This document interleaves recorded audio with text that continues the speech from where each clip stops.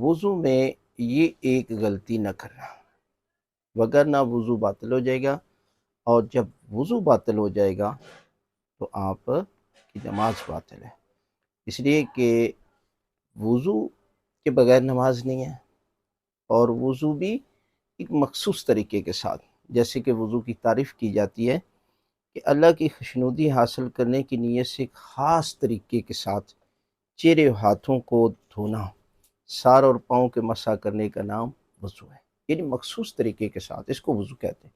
اگر آپ اس میں غلطی کرتے ہیں تو آپ کا وضو درست نہیں ہے۔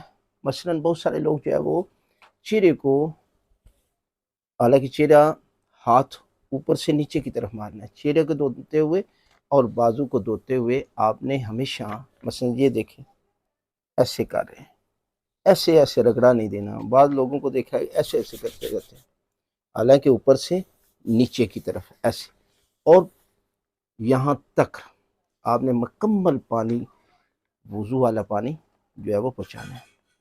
اب واجب افعال ہیں وہ بھی یاد رکھیں۔ نیت واجب ہے، چہرہ دھونا، بازو کا دھونا، سر کا اور پاؤں کا مسح واجب ہے۔ اس میں کلی آ جاتی ہے، ناک میں پانی ڈالنا یہ سنت ہے، مستحب ہے، اگر رہ بھی جائے تو کوئی مسئلہ نہیں ہے۔